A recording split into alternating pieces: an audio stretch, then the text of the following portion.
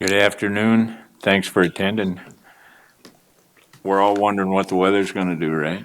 While we're here. All right, thank you. This is a special Planning Commission meeting, March 8th, 2023. Planning Commission utilizes speaker request forms, which are available in the back of the chambers for this. Though nobody, I can guarantee you, nobody's going to get denied to speak without a speaker form. Anyway, roll call. Everybody's here. Jim Coleman's on Zoom, and we have a full deal there.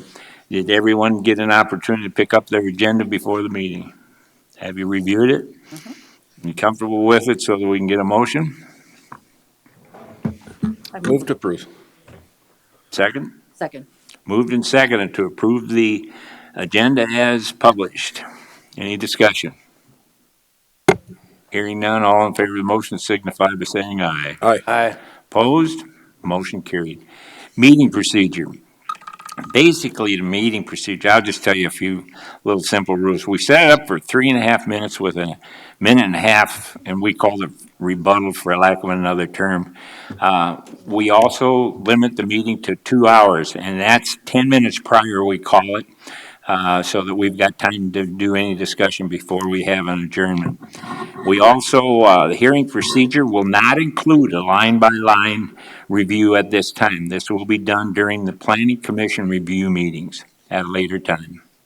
If there are people with you who do not wish to speak, they may waive their time to you as an individual, up to 4 timed amounts or 12 minutes. As you saw, if you were here last meeting, I'm kind of flexible. I don't want anybody going into vapor lock when the red light goes off. Just say what you've got to say and be comfortable, do it. And that's what we like. I mean, that's why you're here. You don't come here all the time to do this. So tonight, we'll be still under the procedure. Don't worry until you see the red light go off, and then finish out what you're doing. Anything else you can think of as far as commission members? That's pretty much the procedure. Okay, we're going to take off from there. Our very first agenda item, presentation by the Planning Department of State's Attorney's Office regarding historical and legal topics on vacation home rentals. And we'll have Megan and Brittany handling that. And we certainly will allow questions, but I'd like you to indicate to me when you are ready for questions, okay? Mr. Chair, Yes, can I ask a couple questions before we start? absolutely. First question, and I really came to listen tonight, but I do have 2 questions. And I asked this question last time. If you own or operate a vacation home rental, would you please raise your hand? Don't call anybody until give them 3 seconds. Next question. If you live next to a vacation home rental that you don't own, raise your hand. Okay, thank you. Did you get what you needed? Got it. Good. All right, I'm going to give the floor to these 2 young ladies. Thank you. All right, Brittany Muller, Planning Director for Pennington County. I just have a really brief, 1-slide kind of history, and Charlie can correct me if I'm wrong, because he was part of these committee meetings, but I just kind of want to give a back history for anyone that, just as an idea. But prior to May 2012, VHRs were prohibited in Pennington County, meaning we didn't have any mechanism whatsoever for permitting them. Most of the short-term rentals that were CUPs for bed and breakfasts is home occupations. So if you did have a short-term rental in Pennington County before then, there were CUPs that were allowed as bed and breakfasts, but they were run as a conditional use permit for a home occupation. In May 2012, the CUP was required in residential zoning districts or agriculture for a VHR. So after the committee meeting and the adoption of the ordinance, a CUP was required and vacation home rentals were allowed, but it was prohibited in suburban residential districts. So they were allowed in all other residential zoning districts and agriculture. As a CUP in commercial and highway service, they were a use by right. And then it was amended again in 2016 that VHRs were allowed in the suburban residential district if the minimum lot size was 1 acre. So that was kind of I guess, a negotiated term in order to allow vacation home rentals in the suburban residential district. And originally, transfers of CUPs for VHRs were not allowed. However, the ordinance was amended in 2014 to allow transfers in accordance with the current procedure. So the current procedure is that you have to notify our office prior to the sale, and then you go through the amendment process for the CUP to transfer it into the new owner's name. So that's just kind of a general back history. I just hit on some high points that were topics that were discussed at the last special meeting. So I just wanted to touch on those. So is there anything I missed? High points? Thing I would say that you missed, and you can explain it, would be what people refer to as, it started out as the rally rule, and now is actually written into the code. That it's the 14 days now, and I believe what, it was about 10 years ago? I don't know how many, but Yeah, and I'm not it's sure what about 10 date. years, and prior to that, it was 10 days, and then the local governments looked the other way. And of course, we in Pennington County saw it as the rally rule. But I didn't realize it for a long time, but that also existed in other places, like Lake Madison had vacation places that people were allowed to rent their homes, and basically the state looked the other way for For 10 14 days. days. I think it's Yeah, and 14 now they now. allow it 14. It was originally 10 when they looked the other way. All right, so I'll kind of go over to Megan. Megan Kruger with the State's Attorney's Office. So I wasn't at the last meeting, and there were some topics that came up that I just wanted to kind of generally cover. This is in no way going to be an exhaustive discussion of the legal considerations surrounding this topic. It is a very high-level discussion. So one thing that came up, I think, a number of times from a number of speakers was jurisdictional issues. According to SDCL chapters 11.2, 11.6, 929, and 34A6, they govern zoning of the county, and that's jurisdictional zoning of the county. So what I heard a lot of people talking about was within the city limits, within Rapid City, within Hill City, within cities within the county. There was a lot of discussion about what's going to happen within the cities. Well, none of that is going to change with this ordinance. So SDCL Chapter 11.2 authorizes the adoption and enforcement of land use regulations to promote the health, safety, and general welfare of the county. That authority only extends to unincorporated lands within Pennington County boundaries, unless there's a joint agreement or a resolution between the county and municipality. So, at this time, the county doesn't have any agreement that I am aware of, and I'm aware of most of them, between any city within the county regarding VHR zoning. So, what that means is the ordinance that we will have in place will only apply within unincorporated areas of the county. So, if there are people that are here to speak about what's going to happen in Rapid City, I have a VHR in Rapid City, this ordinance is not going to have really anything to do with you. And further, just so that way everybody's aware, the county has restricted its own zoning authority. So Pennington County Zoning Ordinance, Section 101, specifically says that it only applies to all unincorporated lands that are within the jurisdiction of the Board of County Commissioners. So that's a long way of saying that this ordinance is not going to apply within cities. It is only going to apply within unincorporated parts of Pennington County.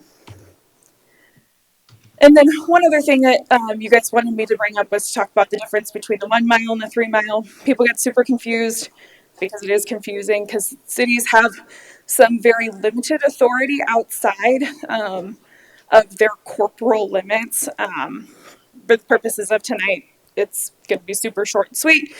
Municipal has septic authority on the 1 mile, and then they have platting jurisdiction only at the discretion of the municipality in the 3 mile. So that's not really important for tonight because it really doesn't have anything to do with VHRs. Now, to VHRs. So there are different methods of approval for different types of use within the state of South Dakota. There's what's called conditional uses. It is a use that, owing to certain special characteristics attendance to its operation, may be permitted in a zoning district subject to the evaluation and approval by an approving authority. So, CUPs, that's what we call them for short. If there are people that don't know what we're talking about when we say CUP, we're talking about a conditional use permit. They require notice and public hearing, and they also have an appeal process to the circuit court. Now, in 2021, I think it's either 2021 or 2022, I can't remember. But recently, the state legislature also included what's called a special permitted use. That is defined in statute as zoning ordinance adopted under this chapter.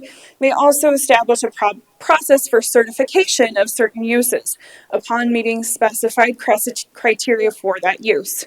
It does not require notice or a public hearing. However, our ordinance does have some of that stuff in there, but it is not required by statute. And the appeal process is to the Board of Adjustment and then to Circuit Court. And then the third kind of use is a use by right.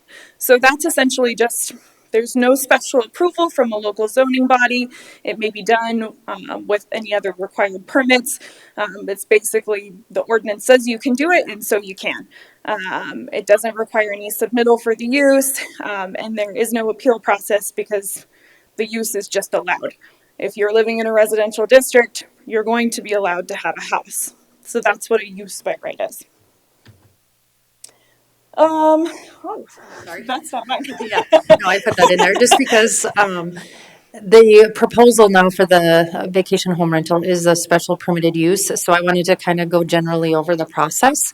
What that means is they would meet with planning staff regarding their request, regarding their VHR. They would provide the notice to the adjacent landowners of the pending request.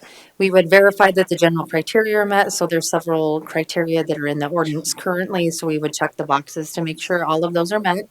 If they are met, then the planning director approves or denies the request. So it's an administrative process. So that's basically the difference between a special permitted use versus a conditional use, which this board sees on a regular basis. And this So- information is available on your site.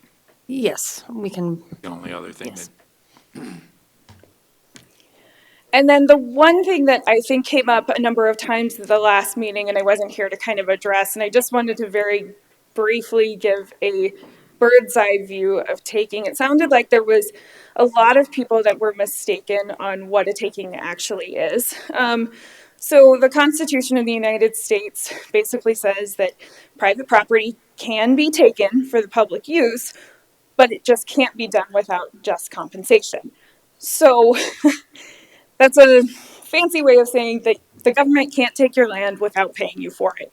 However, there are tons of exceptions and tons of rules and hundreds of cases that talk about what is a taking and what is not a taking. Typically, a taking deprives a landowner of all economically viable use of all or part of his or her land, not just the most profitable use of the property. And that little subscript, those are all just citations. And there must also be a vested property right for a taking to occur. So that's a long way of saying that just because you are not going to allow a VHR on a property does not mean that a taking has occurred. So that's all that I had. If there's any questions from you guys. questions for Brittany or Megan from the commission? All right, thank you guys. Okay, before we get into speaker requests, I did want to note a few things that are in our packet. For instance, the planning department took some time to do. We actually, as commissioners, have a whole list of comments from last time, and we try to record. I know each one of us have our own way, but these were the discussion topics from speakers that were relevant to the ordinance so that we don't forget them and they become part of the record as well. And they're in our packet, so you know. We also receive, and I try to let everybody know between meetings of information we receive that becomes part of the public record that you don't necessarily know about. And especially at these hearings, we have Mr. Tuver, Byron Altman, there's another one, Patrick, I can't remember Patrick's last name. Brymeister, does that sound right? We received the number Breezemeister, and then Joyce Segru, another one from, okay, I guess Jeannie Bush, too. That would be included in that we received. That was in regard to, and then Byron Altman, we received another one from him. So we do receive things that become part of the record that you don't necessarily hear. We don't read them into the record. And the reason being is they actually are, once we pass the motions for the agenda, it is part of our packet. That is part of the agenda. Anything else before we go to speakers? We're going to do the same as we did last time. And as you heard me saying, I don't want any of you to go into vapor lock when you see the red light go off. I think we've got it set for 4 minutes tonight. I'm very flexible about that, and I would rather hear what you want to say, and I know the rest of the commissioners feel the same way about that. Finish up what you want to say. No, I'm not going to let you go on forever, but there's a limit, or if you start repeating yourself. So our first speaker is Thomas Palm.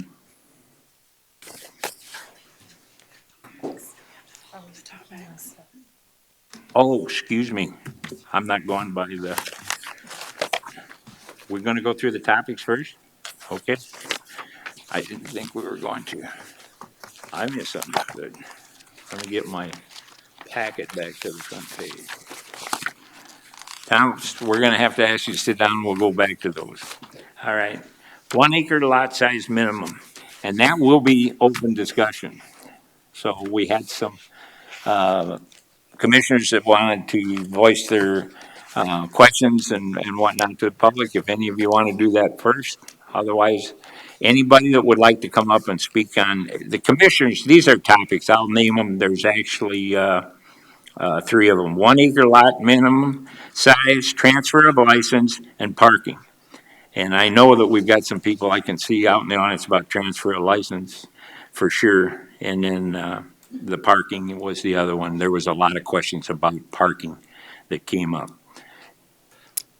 So we're going to put the 1 acre lot. Does anybody want to voice their opinion, pro or con, or unhappiness with it? If you want to, just come up and say what you got to say on that. We're just going to kick that one off first.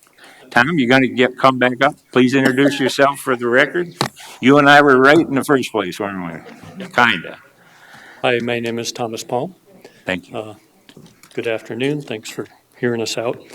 I do have, my main specific topic is on the 1 acre minimum.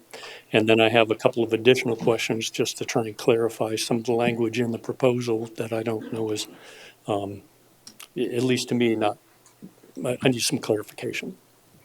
So we are applying for a VHR license. We have basically gone through all the hoops that have been put out there by the planning and zoning.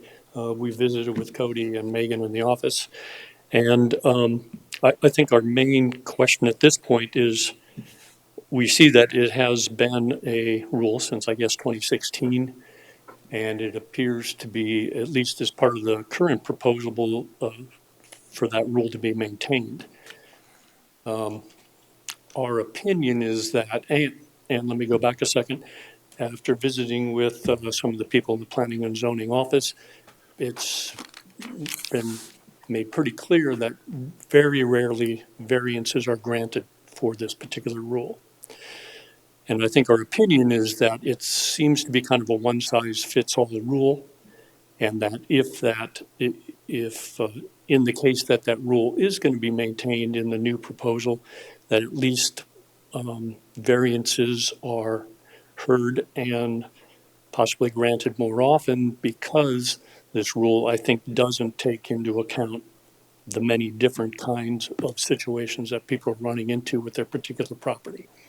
Where if you have 0.99 acres, but your property is set up in a very different way from someone who has 1.1 acre, your property at 0.99 may actually work much better than something that's 1.1.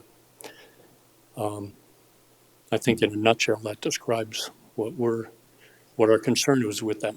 Now, frankly, I don't know what the minimum limit should be, but I think 1 acre is excessive. I had a question on item D, 7, it talks about a percentage of the single-family residences in the county outside of the incorporated areas.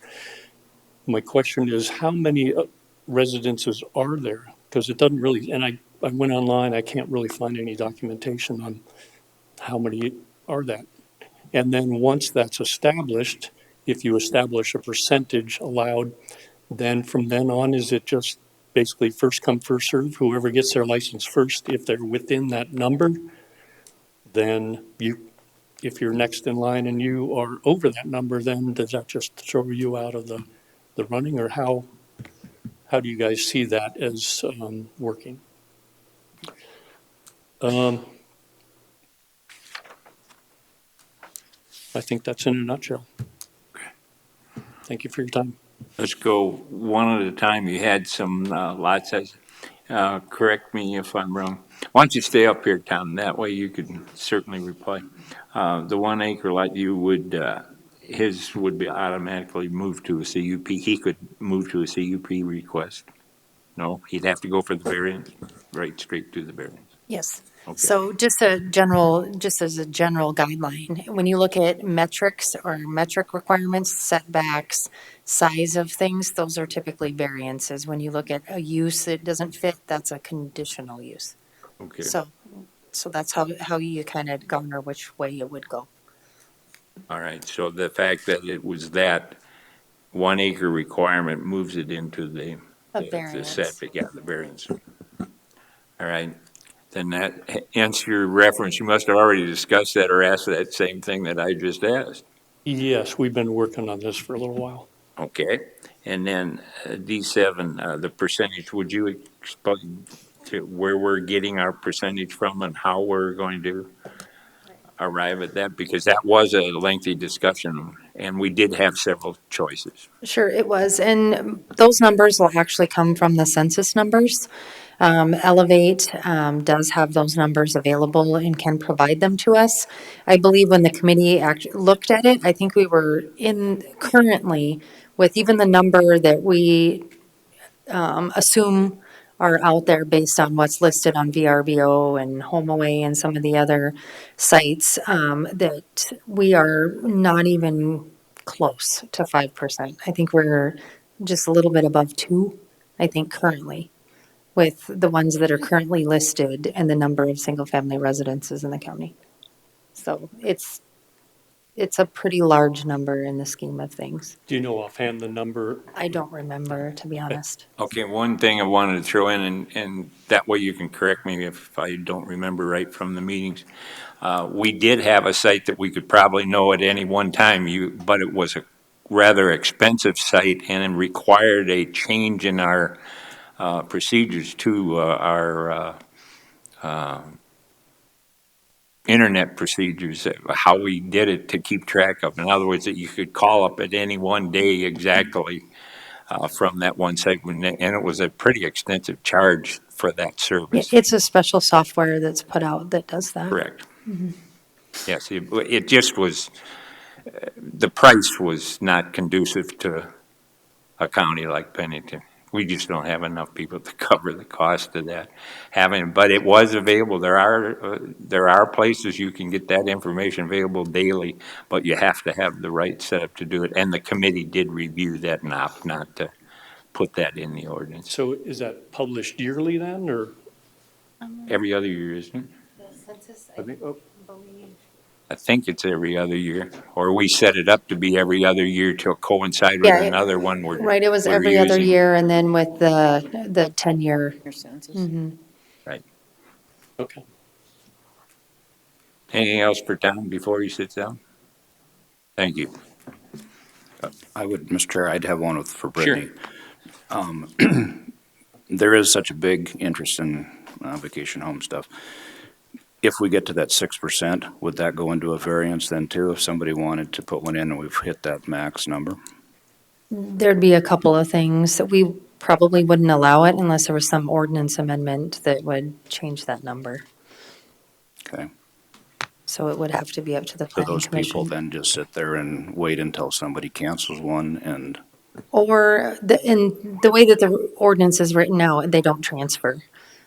And that is the reason that they don't transfer, is because then those licenses, if you sell, then you'd have to reapply. It opens, it makes it more of a fluid process. That was the idea behind it. Plus, the committee did look at four definable zones too of population in the county, looking at it that way. That was another way. And that percentage is more of an eastern South Dakota. I'm trying to remember the four. They came up, Black Hills was one. Well, we have three defined areas in our comprehensive plan. Yeah. We have the western area, which is the hills area. We have the urban area, interface area, which is the area in and around Rapid City, and then the east. So those are defined in our comprehensive plan. So there was concern too about, during those committee discussions, about, people in the eastern part of the county. There's not that many.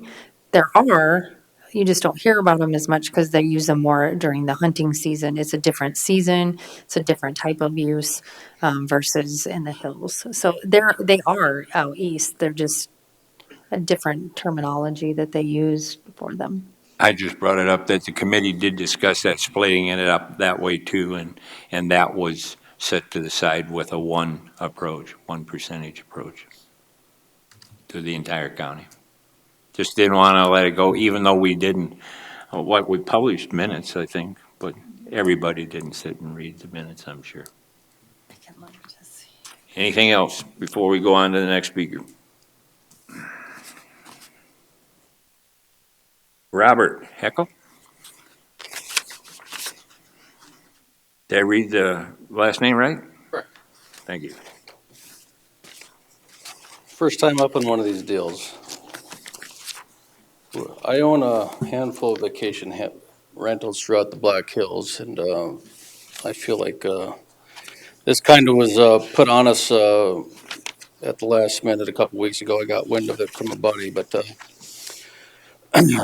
just starting off with the land, 1 acre or less. I don't know how familiar you guys are with vacation rentals and experiences, all that stuff like that. I don't have any experiences per se, but experiences would be someone renting out a tent with a unique setup, or a yurt, or a bus, or something that is set up for an experience. People do this on many different things, but I don't know how you're going to permit these. Right now, the way these ordinances are written, if this were to go through the way it is right now, 90% of the people that do vacation rentals would have to shut down. The odds of having 1 acre or more, are pretty nil.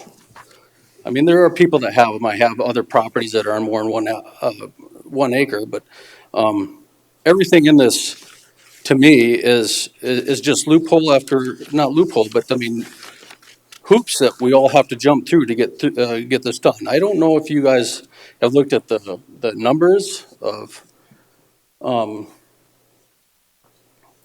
the financials of this and how many people are employed in this business, we're a tourist community. That's what the Black Hills are. We employ tons of people to clean our properties. We employ tons of people to wash our laundry, to do our landscape, on and on and on. And all we're doing with all these regulations is killing everything what's going on. I can see regulation.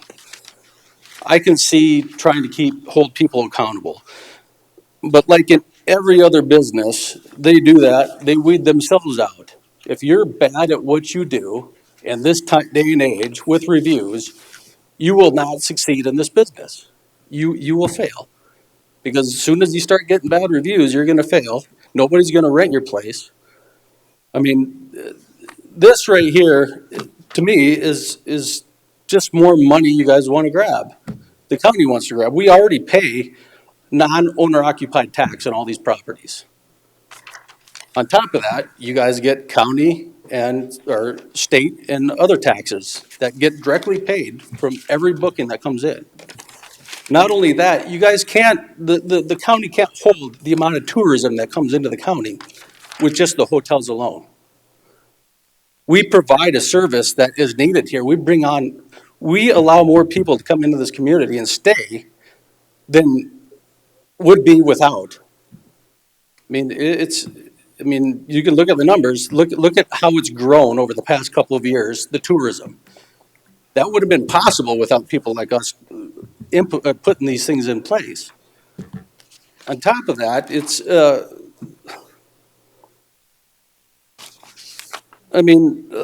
just, let's pull your conditional use permit for once. I've gone through a lot of these processes for different businesses I own. I don't just do vacation rentals, but a conditional use permit would require me to send out letters to all the people in the surrounding areas. And if you think that you're gonna get all your neighbors to sign off on this or not show up and complain about it, I mean, it's not gonna happen. I mean, everything in here, step by step by step, is not just a little hurdle, it's huge. It's huge. So what I'm asking and suggesting is, before you guys start passing all this, I mean, there's a lot of people here now that own vacation rentals, and there's a lot more that are already gathering and creating an organization for the state. We're not opposed to some regulation, but I think we're gonna have to sit down as a community or something with the industry, because right now, these are not written with us in mind. These are written with you guys in mind. I would propose to have more communication about this before we start voting on this, because there was 90% of us that are in this business had no idea this was even going on, as to 2 weeks ago when you had your other meeting. I mean, it was non-existent. Robert, I gotta cut you off here a little bit, and there's a little confusion. And I just got noted, we're still supposed to be on the 1 acre lot minimum as well. So that's confusing too. Doesn't mean, okay, but I'll accept the confusion on that one. Okay, You don't have to be because we confused. signed up to speak, and then I was Right. called to speak. Yes, I understand that. Okay. Both of us are in the same category. Yeah, I get it. All right, but we're trying to stay on the 1 acre lot size right now, and. So the 1 acre and you lot, I did cover it, address yes. it, and I'd like you to close on that, Okay. please. Thank you. And that doesn't mean it's gonna limit you coming back up here either. So I'm not gonna name anybody that wants to speak. I'm gonna go by hands for the 1 acre lot so that we won't violate our own agenda. Anyone else like to talk on the 1 acre lot minimum? Read it? You had your hand up first, and then I see three others. Okay, gentleman right here in the front row, or almost front row. Just please state your name for the record and then go ahead and speak. Greetings. Thanks for accepting me back here. I'm Matt Irwin. I was thinking about a lot of stuff for the last couple weeks, and it seems like there is a lot of confusion over this 1 acre, and there's a lot of problems around it. I actually would like to propose an idea to the commissioners that maybe we amend the current idea about the 1 acre. That might solve a lot of our problems. That maybe that would allow a little more freedom, but still we can. I think there's a lot of good ideas that having a little more hashing out will supply that. But I think that the big thing is that there's a lot of people that are operating under this 1 acre minimum or wanting to, and they have their hands tied, and would provide a lot more to the community, to provide more tourism, more money for the whole community, more jobs. So I just thought I'd put that in your wheelhouse and let you think about that as a possibility, a proposed amendment to what we already have. That's all I have. And and you basically oppose the 1 acre I do. included in the ordinance? I do. I think that would be a really good idea for us to amend that and solve a lot of our problems with that particular portion. And it seems to be tying people's hands, in the industry's hands a lot. Okay, thank you. Yeah. There's another gentleman right over here that wanted to speak on the 1 acre. Oh, was it you? Oh, excuse me, I apologize. I knew I saw a hand go up over there, and I was looking over here at the time. Please introduce yourself for the record, and then go ahead. Thank you. I'm Amanda Hutton. I do want to speak against the 1 acre minimum requirement. I'm aware of a property at Rimrock Highway, West Highway 44. The owner needs to travel to Rochester, Minnesota, and be gone up to 4 months a year. for medical reasons, and she had planned or plans on vacation renting her home while she's gone to help pay for that cost of her medical care. This property is on a third of an acre. The closest neighbor is probably a quarter mile away. Rapid Creek is nearby, hiking is nearby. It is an ideal short-term rental location. It is a simple property, so that means it's affordable for, families from the east side of the state to come play here and enjoy the Rimrock area. This is a prime example of how the 1 acre minimum makes no sense whatsoever. And I think there are probably many other properties in that same boat. Mr. Rob Heckel doesn't know who I am, but I am a neighbor of one of his rentals. And I didn't have time to double check, but I'm fairly certain that property will not meet the 1 acre requirement. And he has good traffic at that location and zero problems. When I drive by and see cars in his driveway, it actually makes my heart happy. I smile for those people, because what a great opportunity to enjoy the hills. Can I ask you a question then? Sure. The location you're saying has a lot to do with the 1 acre besides the actual location or the physical location can. The Johnson Siding area would Right. make an ideal location for tourists, for Airbnb, VRBO visitors. Not all of those properties are on a full acre, and many of them would make great vacation rentals or do make great vacation rentals. I'm putting my third child is graduating high school, and I have family all over the eastern side of South Dakota. So to do a big family celebration like that, we rent a nearby VRBO. I would hate that opportunity to be gone. Any other questions from Ms. Hutton? Thank you. Oh, there was another gentleman over here. Please come up, introduce yourself just for the record.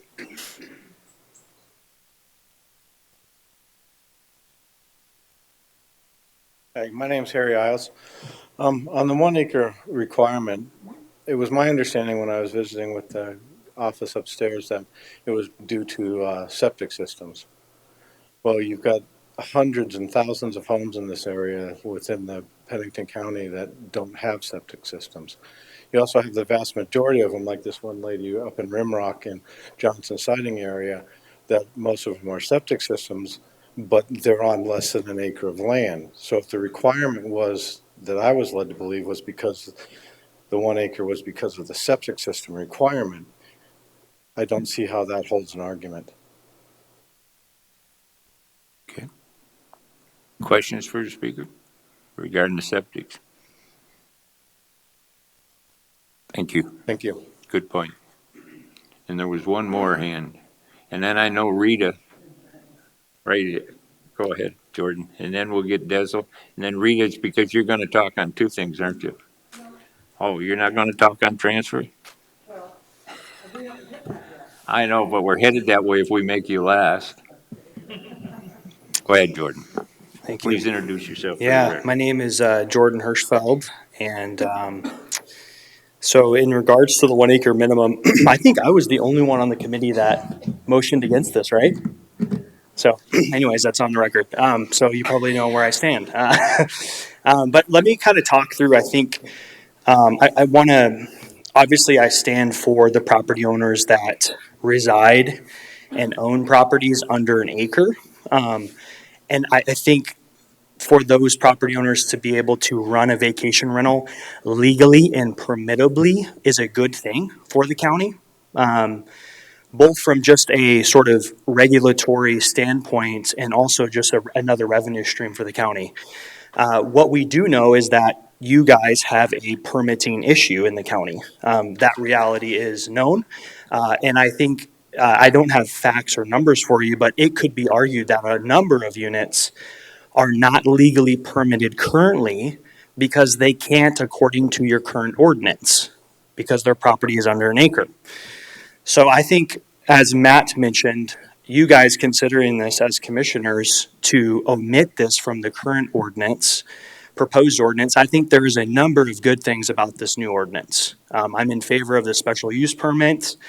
The two big things that I'm opposed to in this new proposed ordinance is the 1 acre minimum and the capping percentage. I think those are two harmful things for this community.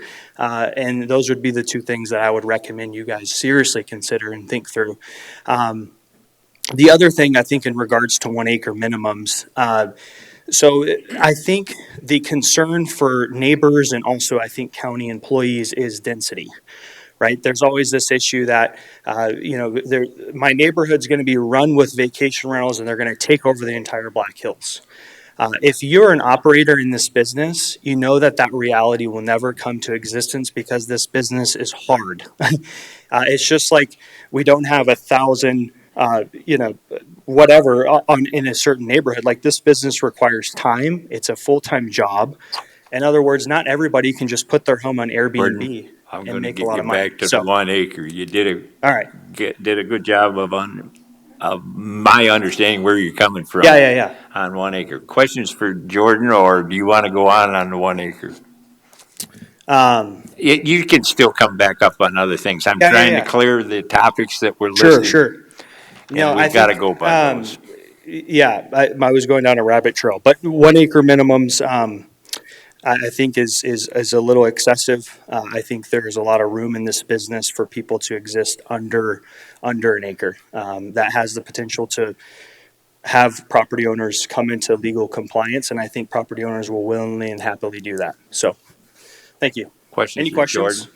I have one. Yeah. You feel really comfortable about that statement that you said that you feel a number of them just I can't. don't have They couldn't exact- even yeah. meet the 1 acre for starters, let alone. Sure. You weren't necessarily saying other things on the ordinance, just the 1 acre requirement would put them out of the realm of operating under the county ordinance.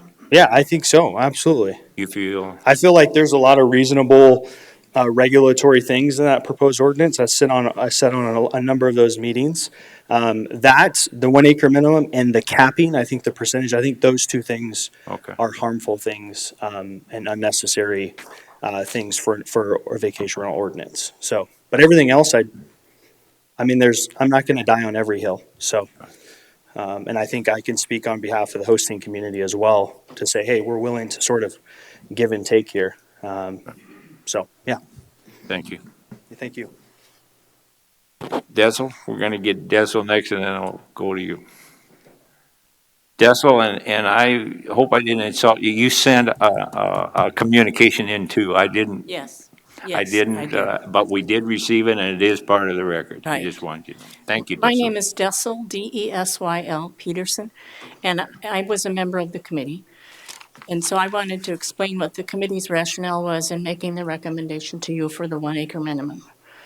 There were really two things that came into mind as we were discussing it. And one was that there is concern about impacts on adjoining property owners. And there is no doubt that there is impacts on adjoining property owners. So what we were trying to do was to uphold what is in place now. It's a 1 acre minimum. This is not a new idea. We didn't come up with it. But the first point that we thought was in favor of the 1 acre minimum was that it provided some distance between the property owners and the neighbors to give them some space, some additional space to provide a buffer for those neighbors who are not in the business of renting out their homes. That was the first idea. Then the second idea was when we looked at the studies showing the impact of vacation home rentals on workforce housing, and we saw a number of studies that were nationwide. And then since then, Elevate Rapid City has also done a study showing that vacation home rentals do adversely impact the availability of workforce housing. So another point in favor of the 1 acre minimum is that properties that are less than 1 acre in size are more apt to be affordable than those that are over than 1 acre. Now, I know that's a generalization, but it is a factor that we take into account. And then there's always the ability to request a variance if, for example, you have a piece of property and you are completely surrounded on all three sides by high hills and there's no neighbor that can see you, then maybe it's appropriate to come in for a variance. Those are my thoughts. Thank you. Questions for Dissel? Thank you, Dissel. Got a gentleman over here, and then we've got Rita. Rita, do you want to hold until we get to, okay. Then you can just go on with both. I don't have any problem with that, and I don't think the commission will either. Go ahead. Kane Fulkerson. So my question. Your name again? Kane Fulkerson. Thank you. My question on the 1 acre is, so I was at this last meeting and then it was asked again on this one, was how many properties does this affect?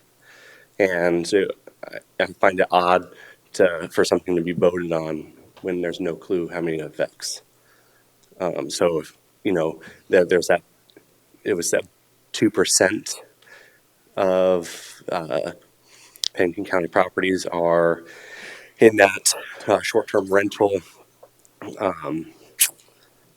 area, but we don't know how many houses or properties that is. How many properties are going to be even affected by this 1 acre ordinance, right? And so how are we going to vote on something where we don't even really know how many it affects? Because I think it's going to affect a lot. I think when you put that 1 acre minimum on there, it's going to wipe off. I mean, how many properties in Pennington County are more than 1 acre, 1 acre or more? Fair question. Questions for Gabe? Was? Thank you. Yeah. Appreciate it. Yes, ma'am. Please introduce yourself just for the record, and we're still on the 1 acre lot size. I understand. Thank you. My name is Elizabeth Frederick, and currently I don't have any current operating vacation short-term rentals, but I will say the 1 acre, and I'm new to all this. Actually, Robert Heckel said all this was going on. I've been out of the country. I had no idea it was on the agenda 2 weeks ago or whatever, and then I find out today and I appeared, but the other complaint is this room would be way more filled than it is today right now if it wasn't at 4 o'clock in the afternoon, because many people can't get off work at 4 o'clock in the afternoon to attend a commissioners meeting to protest what they think is unfair on property that they own. But the 1 acre, it does eliminate a lot. How many people actually own a 1 acre lot with a vacation home rental? And I will tell you that although none of my rentals are currently vacation home rentals, when I had them as vacation home rentals, they were much more receptive of my neighbors, albeit they were less than a 1 acre lot, because those renters were way more just compliant. They were nice. I didn't allow smoking, didn't allow pets, I didn't allow live parties. I had a vacation home rental in Spearfish that was in town, and I had a long-term rental, and when I kicked out the long-term rental, which in fact took a while to do because the laws are for tenants, and I'm a lawyer, so I know that. The laws favor tenants for eviction purposes, and they don't pay rents for months. And the state doesn't really get any money for that. They don't get sales tax. I mean, right now, when you do VRBO or Airbnb, that tax automatically goes to the state. With rentals, long-term rentals, it doesn't. When that person got kicked out, he had 2 dogs, a loud monster truck. My neighbors welcomed, even though they weren't on an acre. I had neighbors right next door. They welcomed it being Elizabeth, an just for now, I Airbnb. got to hold you on the I 1 know, I'm acre. talking about the 1 acre. Okay.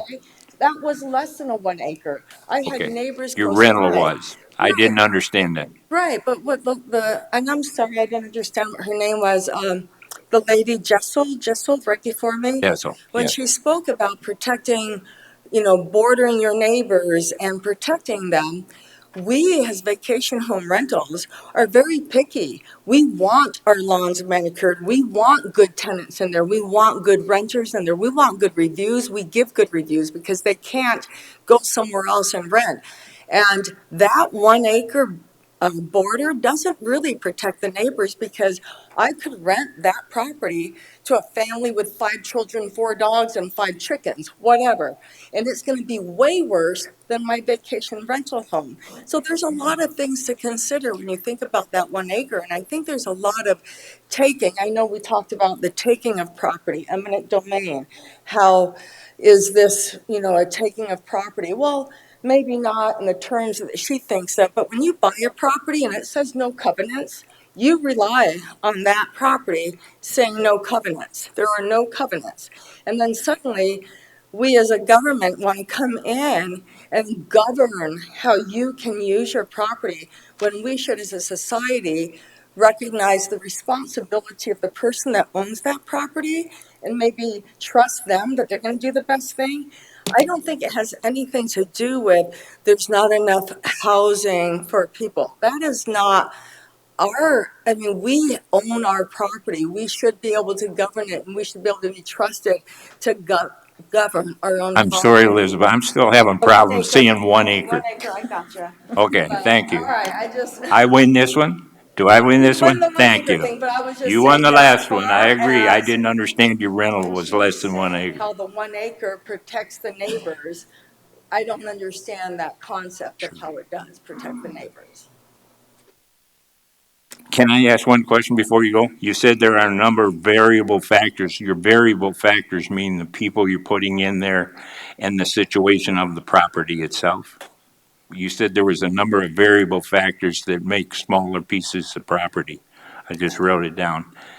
Just as conducive to the vacation home rental. And the variable factors I didn't, please. Well, the variables, I'm just trying to figure out, on this 1 acre, when she had brought up, well, the 1 acre protects the boundaries of your neighbors, there's lots of variables that come into that. And it's not the 1 acre that's the varying, the determining factor. It's really the property owner, what's happening with the property. The 1 acre is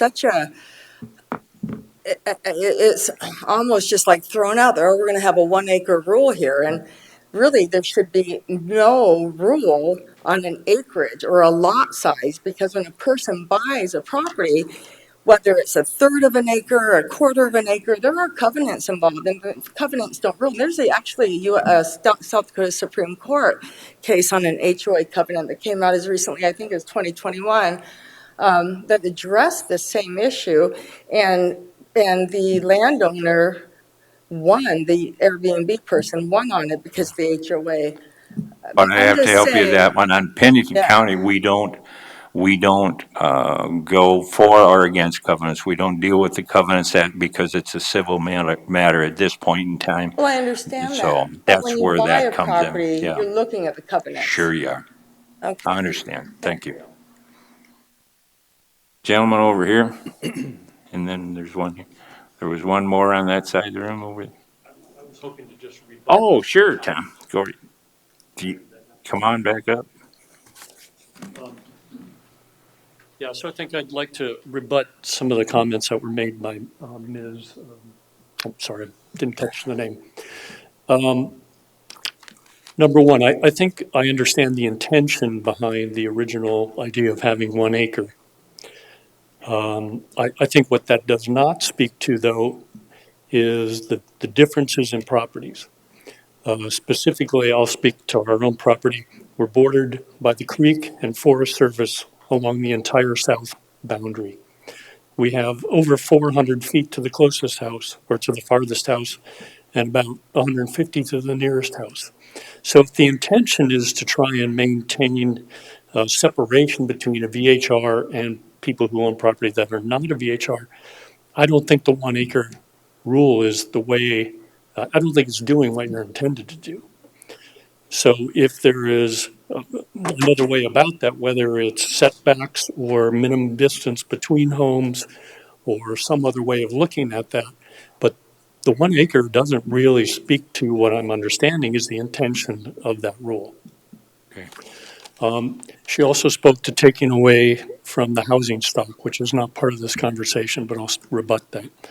I think a lot of VHRs are very expensive properties that are, do not compete and they're not comparable to a home that would be considered part of the housing stock.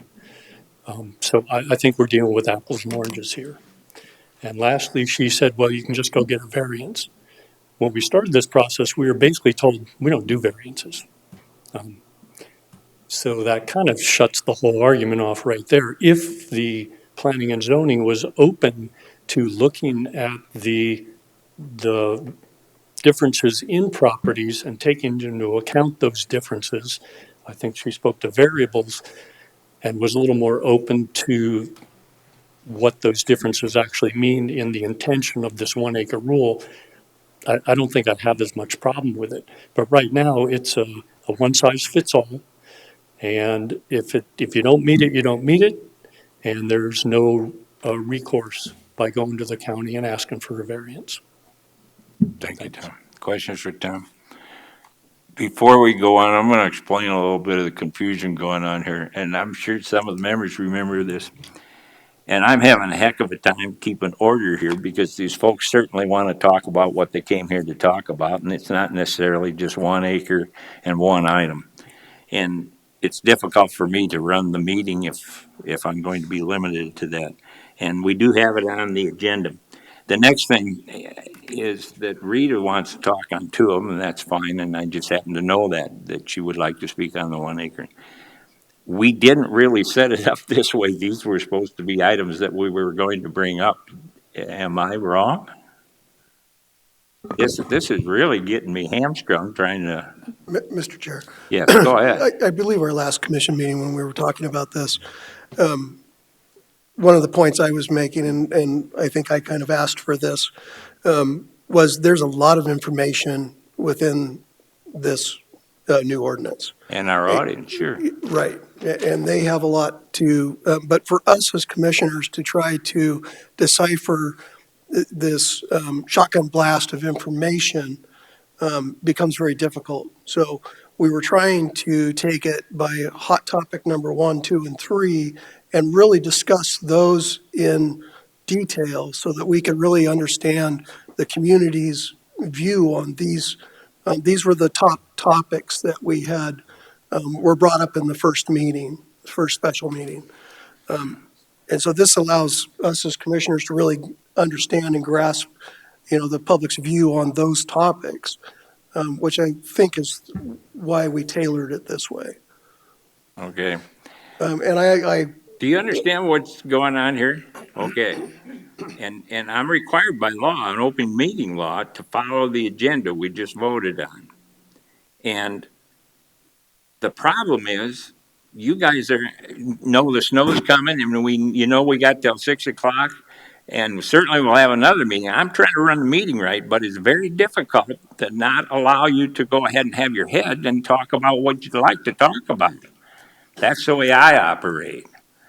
So we have 2 other items on the agenda we need to go. And as far as I'm going, then we can open it up and you folks can talk about what you'd like to talk about. I'm not going to answer these until that time. I can't.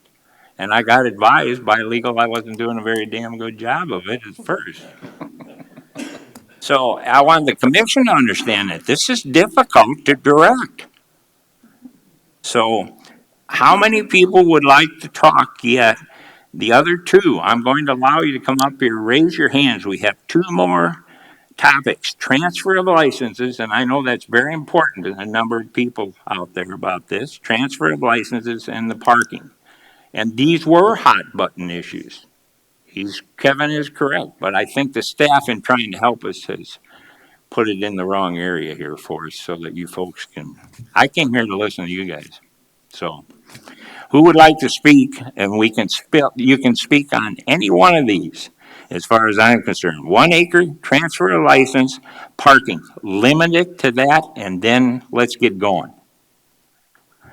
Go ahead. Is that all right with the commission? Yep. Thank you. Fine. Yep. My name's Nathan Dirksen. Nice to see you all again. Second time, so I think as far as what you were just talking about and all of us getting, sidetracked by the policy that's in here that's pushing our buttons, because I suspect most of us or the majority don't know how this works, we were under the impression that this is getting voted on in the next month or two, because in the draft, it says it'll go live March, and we found out about this in February, and it's like, whoa, wait a second. So I think if you were to explain what the timeline looks like and when, I mean, we can all come up here and complain about the different things that we don't like. What is, maybe explain the process for us to I'll help use. you out right now. Yeah, We're going to have as many hearings as it takes. Each of these commissioners has decided that. They've certainly read and have copies of this. We get it, and it's part of the agenda. We read it. We haven't discussed it amongst ourselves at all. I don't care to at this point in time. I probably had more exposure to it than anyone. I sat on the committee, did not vote, did not add in any motions or anything like that. My suspected, and that's what you said, you'd like to hear some suspected guideline. If we have 2, 3 more meetings on this, it'll be at least with the planning commission for 2 to 3 meetings. So you can look at that. That's 6 meetings. We're looking at, that's 90 days so then the next question on at the that. closest possible. Go ahead. When would the proposed, so I mean, everyone's come up here with different changes that they'd like to see or not see. When would that occur, those changes, or get voted on, or how does that happen? Or is it just at this point listening to us complain? Fair point. Besides your speaking on the record right now, which is a hearing, that's exactly what this hearing is about and why they're trying to hold me to the 3 topics. Because Sure. when it becomes a legal hearing, there's certain legal requirements that have to be done, and I have to do my job. So then at the next meeting, would you be going through our comments and saying, all right, so these 3 hot topics, here's the things that we've decided, and so we're going to amend the draft We have this to way? decide that at the next planning commission meeting. In other words, that's why I'd like to get it open, the floor, to get Sure. people to put more input in than just these hot topics right now. Okay, that But, makes sense. A fair point on that is we discuss that following. In other words, that's an item on our agenda for the planning commission. Go ahead. All right, so I didn't really. Your those- topics are 1 acre, transfer license, parking, but I appreciate you bringing those comments out, and I think there's a lot of people in the audience wanting to hear the answer to those 2 questions anyway. Go Mr. ahead. Chair, Yes. I would like to add Sure. to the question. Myself as a commissioner, I don't feel comfortable voting on this until I get all of the public input. And going item by item, hot topic by hot topic, helps me understand that in its full state. So I'm not comfortable until I understand all of this and the public's view on it. And so I can't vote on any of this. I've read through it. I've got my opinion on it. I need to have your guys' input on it before we can make a real rational decision. So I just want to enforce that to everybody else here, that's my feeling as a commissioner up here, is that I want to make sure that this is well reviewed before I vote on it at all. And then I guess maybe this, again, showing my ignorance, when you talk about voting on it at that point, are you voting on the draft as it is, or are we making changes and then you're voting on it? Or let me rephrase, are you able to make changes before it then gets voted on? We as commissioners can make recommendations to changes within this, and then we would vote on some of those changes to do a modification. Correct me if I'm incorrect. But, and then we would bring that back. And until we have that pretty much nailed down, then we'd vote on the overall ordinance. But we could vote on individual changes within it as we go along. Okay. And then when you vote on it, it doesn't actually become law, it gets voted to then, or it goes to the county commissioners? Correct. All right, that's what I was going to add in. 6 of us are volunteer appointees by the county commissioners. 1 is a liaison from the county, and that's Mr. Roskinek this evening. That isn't always the same person at our meetings. They have their own schedule that they follow for that. Gotcha. We forward this ordinance for all legal sense. It's a recommendation from us. So 6 citizens and 1 commissioner are forwarding this to the elected representatives to fully answer your question. And then they have all the time they want. They can set it to the side. They can bring it up when they want to based on the agenda. A lot of the things depend on when they publish it. Same way here. We publish for this meeting. We looked at whether we should have it with the weather. We're having it because we have to publish 10 days ahead before we can have the meeting. Okay, So that makes sense. the questions you're bringing up are excellent, even though they're not on my topic that I'm getting chewed out about. But what you're doing is excellent. Thank you. I If I appreciate could it. add one point, Sure. the commission, the Board of Commissioners for the county can override our recommendations. Okay, So we can adjust this, we can make a recommendation to the board, but depending on what the presentation they hear, they can override whatever oh, our can they change it recommendation just is, on the because go all like we are is that? a recommending body. Oh, wow, okay. So glad I'm not on your guys' side, or on that side of that table. Okay, and So now I what- have to do my job. Do you want to talk about 1 acre I want to talk transfer on the of 1 acre. license or parking? Yep. Go ahead. So, as my friend Dessel mentioned, she was talking about the reasoning, and I didn't understand it in the first time, was the third of the acre was put in there to primarily not allow a certain number without even going through the process. You're not allowed, so that way we're creating more affordable housing. Regardless of what I think on that, yes or no, it doesn't affect, I think we're being dishonest then, unintentionally, but dishonest with the fact of what we're trying to do. We're not trying to save our neighbors by a specific feet between houses to give them a buffer for noise or driving, etc. What we're trying to do is limit the total number of vacation rentals in the Black Hills County area. So to me, that should be addressed then. It shouldn't be in there anymore for that reasoning, because as we've already discussed, lot sizes are wild. I mean, you can have 100-foot long by less than what's even allowed anymore because it was grandfathered in from the zoning rules, and you're practically touching your neighbor, to a third of an acre, but you have to drive 5 miles to see your next neighbor because of the forest land and everything else around it. My last point, and everyone else has already made these points, and I've learned quite a lot already, is if it was approved by code to live in that as a residential use property, and the state of South Dakota Supreme Court already agreed that whether or not it's a business, vacation rentals are a residential use. We're putting residents in a residence, whether they're, the only thing that matters is if they stay 28 days versus 27 days. That's the only legal difference between a vacation rental and a long-term rental. So if you can put a long-term renter in there and it's good on the septic system, it's already inspected there, then it's an unfair and undue burden because they're staying 1 day less or 26 days less. But if you're less than that 28 days, that's where that legal gray area of gaining tenancy.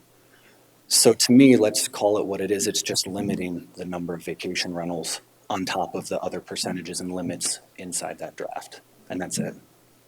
Questions? Thank you. Mr. Chair, I'd like to kind of second what Kevin said down there and talk more to the group out here. We as a council have not talked about any of this stuff at all. This is put on here. And just so that you know, this is the final draft, and I think that there's some fear out there that there's going to be a vote on it right away. The yellow marks in my final draft are the things that I have questions on and concerns on that are things that you're talking about here.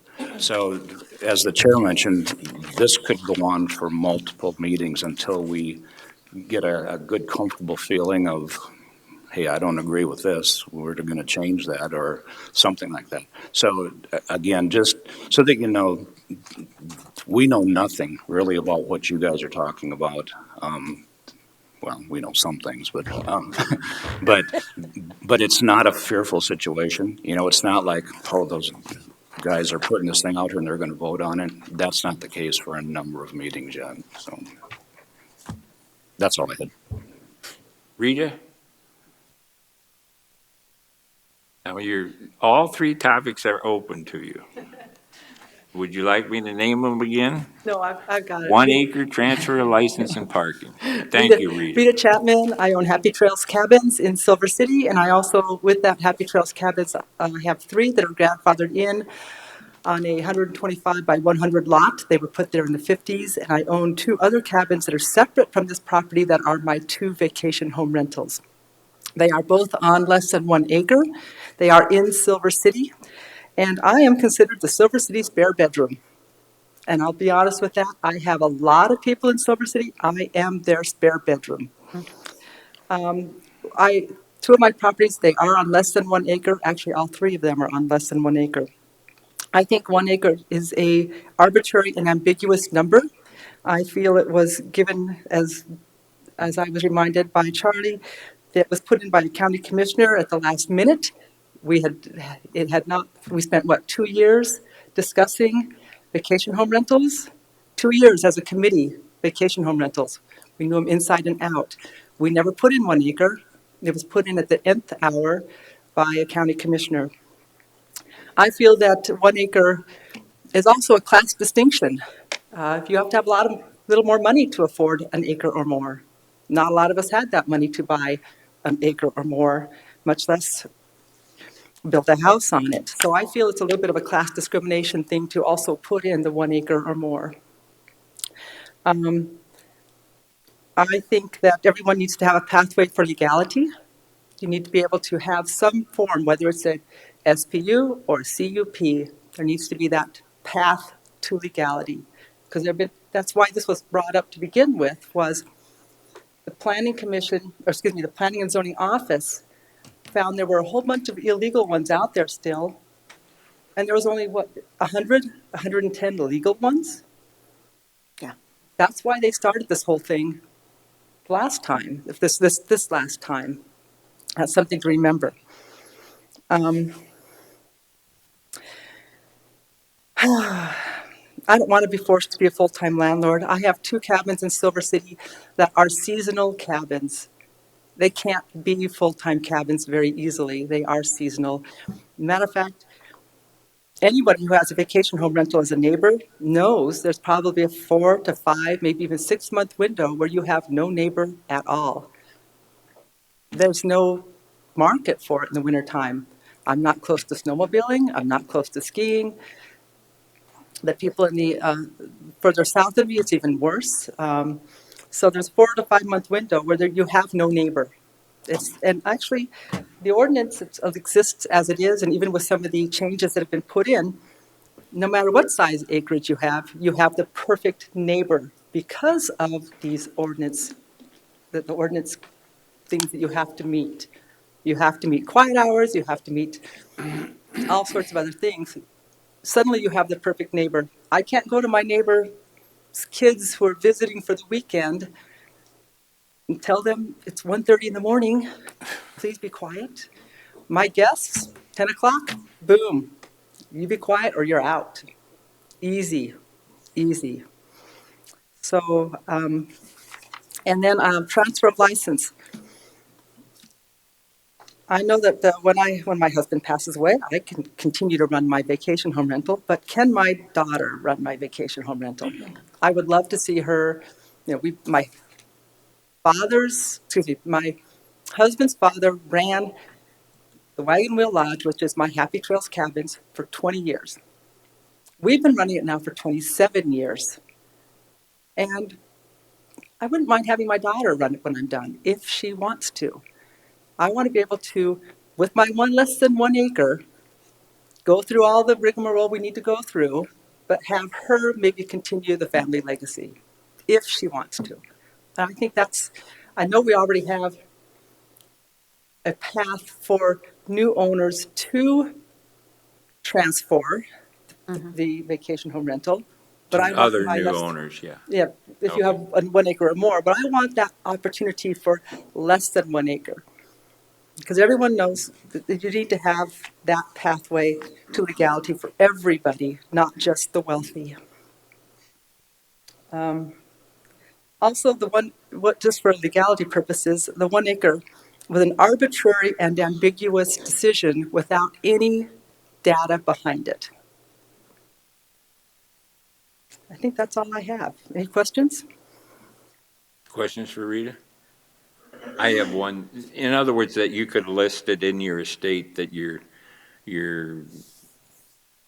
Well, when I finally sell it to her. I mean, you're certainly going to list the property to go to somebody, but you're saying to a family member that it should be an automatic transfer. Is that what you're I don't even think it telling needs to be automatic, no. I think they can follow the same similar, Go down the road? they have to do the same things so that they know what they are getting into. Why not? It'd be nice to Fees? have it go straight Any over. new But fees, Rita, or just a review type of thing? Yes. Well, let's go back. Because you've been Let's go on to outspoken on fees. this. You've thought about it. In other words, should there be a normal fee or should there be some type of I think it reduced? should be a normal conditional use permit fee, because mine's less than 1 acre, and I'm a conditional use permit. My opinion, conditional use permit fee. And I'm not real happy with the conditional use permit fees that it's like, okay, let's make the vacation home rentals bear the burden of the fee schedule. I mean, what made us the redheaded stepchildren of fee schedules? You know, you look at the fee schedule and you go, well, okay, what made this one so different than some of the other ones? I don't mind I'm a conditional use permit. One of mine has a 2-year review, which is just coming up. And the other one had a 5-year review, which I don't know why one was 2 and one was 5, because they're like literally half a block from each other in the exact same neighborhood. They got their permits at the same time. But they should be the same. And I think every other year is a little bit too often. It's just putting an undue burden on the planning commission, the planning and zoning office. Read on the conditional use permits over history, they usually go farther out on the review period. That was just a normal thing in history with the zoning ordinance. Yeah, I think they just decide, when they give me the permit, they decide how many years. It's not totally arbitrary, but it is Right. somewhat in that Right. if you've passed a couple of normal 1-year reviews, it's very normal to see 3 Yes, years. And then if you pass the 3 years, it's normal to see a 5-year. Yes, our first one was, I think, 1 year or 2, 1 year, the very first one, then it got 2 years, and so. It's not hard written in procedures, but it's been the normal in Pennington County to attempt to allow them to have less reviews when they're operating. Right, and that should actually happen with the conditional use permit or the special use permit even for vacation home rentals. If they're showing that they are responsible owners with responsible guests and there's been no problems, lengthen it. That you shouldn't have it be automatically every other year with a review. It just puts a lot of paperwork burden on the planning and zoning office. Thank you, Rita. Any questions? Because I'm happy to sit down with anybody at any time and talk about vacation rentals. And Rita is correct. The initial vacation home rental committee met for over 2 years, every other week. Mm-hmm. She was almost totally accurate on it. And didn't that's pay hard us. to believe from the audience. And that was a great number of citizens. I would say the attendance was 20 plus every week. Wouldn't you? Oh, for the committee? It Yeah. was just the committee every week. Yeah. We had a few guests once in a Oh, while. yeah, but- we'd have guests, but that was a long, arduous thing. We met. And we didn't get mileage either. No. Thank you, Rita. All right. Thank you. Anyone else that would like to speak on, since the commission was so kind to give me a 1-acre transfer of license or parking? Yes, ma'am. Please come up and introduce yourself just for the record.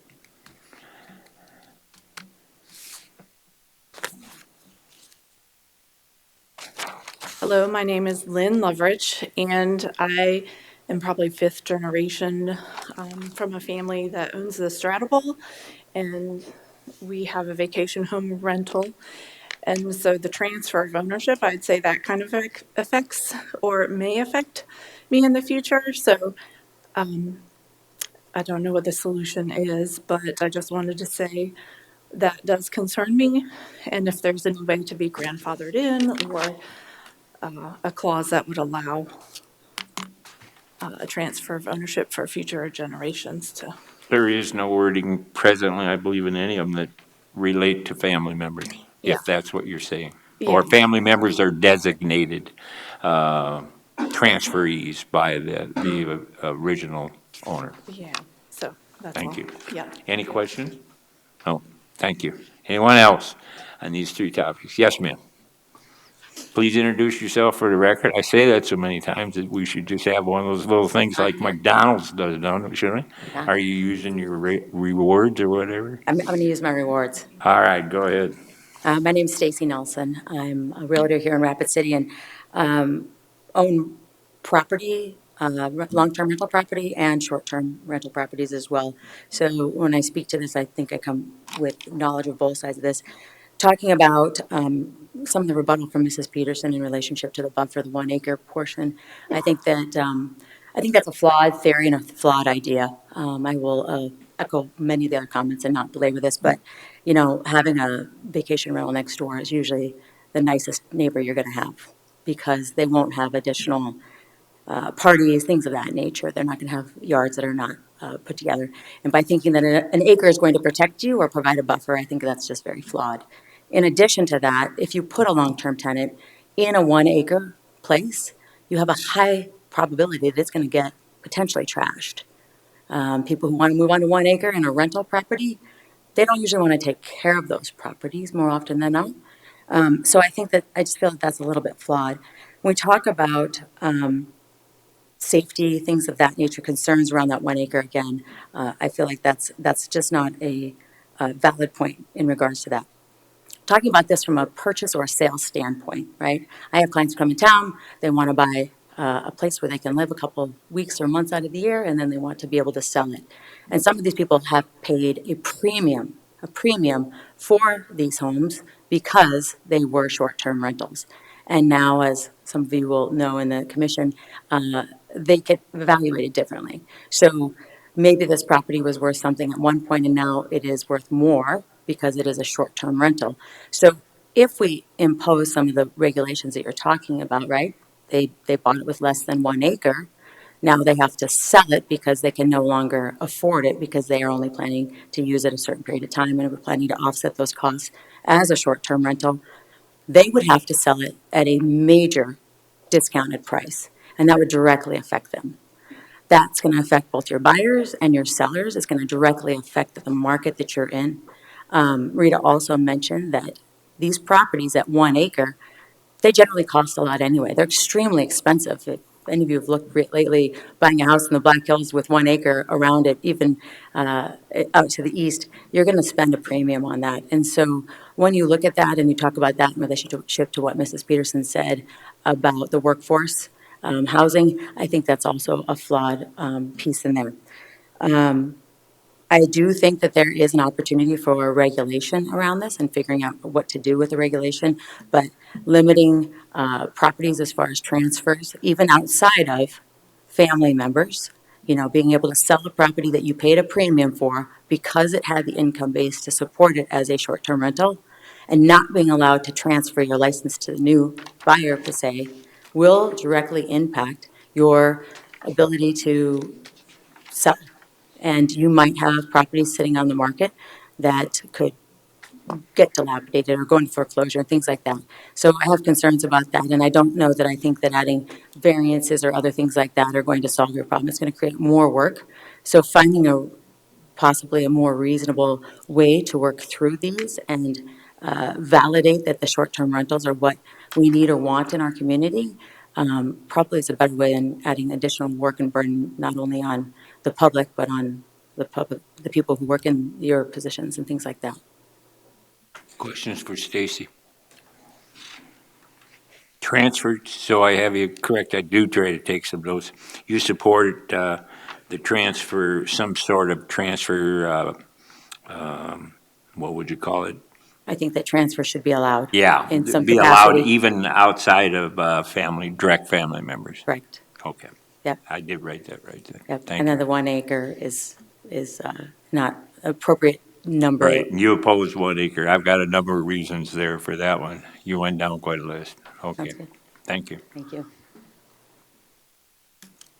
Next, who would like to be next? Yes, sir. Please come up and introduce yourself. And again, I do want to limit you to the 1 acre lot size, transfer license, or parking from the ordinance as you read it and understand it. Please introduce yourself just for the record. Yeah, my name is Joshua Harris. A couple of things. There were a lot of great points already on the 1 acre minimum. I'll try not to reiterate too many, but it feels like that the 1 acre minimum is trying to address issues that could be addressed on their own, or will be addressed by platforms or by the market itself. You just can't control your neighbors, no matter how that is. I think there's a point where your neighbors can be worse than a vacation home renter or better than a vacation home renter.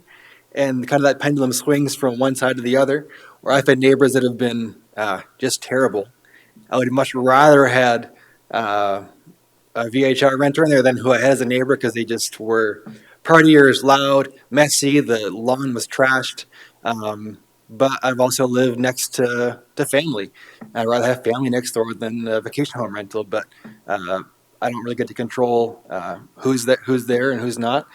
And I don't feel like the 1 acre minimum is a good metric for managing that.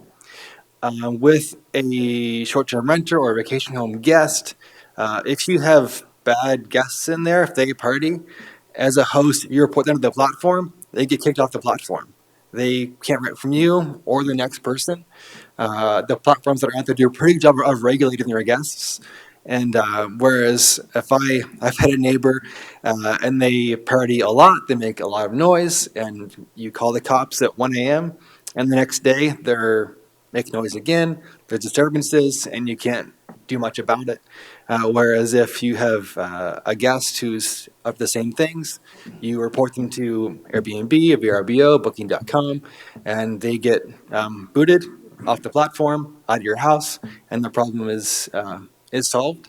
Whereas I feel like there are better ways to manage who your neighbors are, who your guests are, than having a 1 acre minimum to address that issue.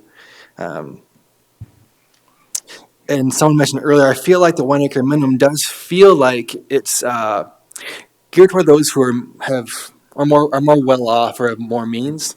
People that are getting into real estate, want to own a first or second property, can't afford a 1 acre plot. Maybe they can afford half an acre with a home or a quarter acre, but it's set up in a way that respects neighbors, respects traffic, respects septic systems, but they just can't get into the next threshold of 1 acre. And it feels like it prohibits people that are younger, entrepreneurial, who are just stepping into this. It holds them back from where they could be, and it gives precedence to those who are already really well off. And with the and someone mentioned, I think it was I won't say who it was, I don't really remember, but with the 1 acre minimum, trying to help manage saturation or taking away from possible housing for workforce housing. There are VHRs that aren't created for or even set up to even be long-term housing. There may be partial kitchens or smaller bedrooms or layouts that don't lend well to long-term rentals anyway. And using a 1 acre minimum as a way to prohibit those things feels like it's going at it from the wrong perspective. With the parking spot line item, I saw in the draft that there's a minimum of 1 parking spot per bedroom. Is that correct? That to me doesn't make very good sense. If I had a home that met the requirements but only has, say, 3 parking spots but 5 bedrooms, if I come to that home with my family, I've got a family of 8 kids and a 12-passenger van, and we show up and I put 2 kids in each room, wife and I are in the 5th room. We're still using the house like someone with however many cars would use it. It feels like you should only need 1, 2, 3 spots per house. Who's showing up to a house with 5 cars for a 5-bedroom house? As well as maybe it would make more sense to have a minimum spots per adults that are rented the place to, or I just don't see the connection between the bedrooms and the parking spaces. So, that's all. Questions for Joshua? Thank you. Thank you. Appreciate it. Anyone else? Yes, sir. Please introduce yourself just for the record and go ahead and speak from there. My name is Patrick Ely, E-A-L-Y. I have a company. We have something well over 100. We have long-term rentals, short-term rentals. Okay, we call them vacation rentals. So I kind of stick within the form rules. Going to talk mostly on the 1 acre rule, but it's kind of been kind of beat the cow a little bit. I would say just overall, real quick, there's a lot of issues with this ordinance as drafted. A lot more holes in it than my fish nets. It's just not a lot of issues here. I think we as Patrick, a can I ask you, committee. did you submit a couple of drafts to us too? I had Patrick, but I never put it to name. Did No, you? I did not. I Okay. signed a little speaker form earlier, but Sorry to interrupt you. nah, you're Go good. right ahead. And you are correct, and I apologize. We're going to talk about that before we break up. The three topics that the commission allowed me to expand and put together would be the 1 acre transfer and parking. Yep, exactly. And yep, exactly. So yeah, there's a lot of other issues I'd love to bring into at some point, but as far as the 1 acre, we have to look back at this, like, what is the legislative intent? I come from a very strong legal background. I was a paralegal for Fitzgerald Law Firm for a number of years, worked in the Hideaway Hills case, and everything in the law has to have a legislative intent. What we've heard here, it sounds like this is something about trying to restrict density, is trying to restrict something about setbacks. It's already been addressed in our setbacks. I don't understand what we're actually trying to do here. It's the, where else is I going here? We've heard repeatedly that those that don't have that 1 acre are invited to come through and submit an application for a variance. An ordinance, a law, a rule that's invited to do a variance is not a rule or a law. It's something more qualitative. What are the limitations? How is the variance actually decided? And that's, like, for example, the gentleman who has the issue with, hypothetically, the 0.99 acres. What difference is it for him to add on, to annex, go through the process of hiring a surveyor to add 435 square feet to his property? It's kind of silly, really. You hire Fisk Survey or pick your favorite survey, you're looking at thousands of dollars for an area that's 21 feet by 21 feet. It's really missing the whole point here. The argument that it's taken away from workforce housing. I can tell you on our vacation rentals, we have a lot of people that stay in them who are not actually vacation renter tenants. I would actually encourage us to get rid of that word. Because like the cabins such that we have, our properties, we have a lot of people who are actually professionals, consultants, lawyers, who are staying here maybe for a particular thing, brings them in town for about 2 weeks. Oh, well, now they're suddenly into that short-term renter sort of game, but they're not actually going to be here for 28 days. Doctors, lawyers, it's not just vacation people, and those people need a place to go too, and they don't want to be cooped up in a hotel. They want something that's fully furnished. So it is providing workforce housing for those professionals that come through town, and they're also very good tenants, very good neighbors, and very thankful for the products that we were able to offer to them. So I would just say, what are we trying to do here? What is the legislative intent? South Dakota Codified Law 11.2 states that we're looking at health, safety, and welfare of the community. How are we doing that with the 1 acre rule? The parking, so long as there's parking available there. The house itself was built with a designated parking zones. There's so many, whatever the ordinances are. I have a bunch of properties I own and built out in Box Elder. I'm a developer out there, and I had to actually specify two off-street parking zones for my new properties. That was a requirement out there. It was already built to that standard. So what are we trying to do to say that additional parking requirements for vacation homes? Most of these people you bring in one car, at best two. Usually where we have an issue with this is the ones who are coming in with RVs, where it's a larger vehicle, an extremely large vehicle that's just not going to fit, and they're blocking traffic on the street or something of that sort. I think it would make more sense to look at the parking requirements in something of what are the actual problems that we're encountering with vacation home rental parking, rather than just trying to come up with some arbitrary rule. Again, intent. What is the intent behind what we're trying to do?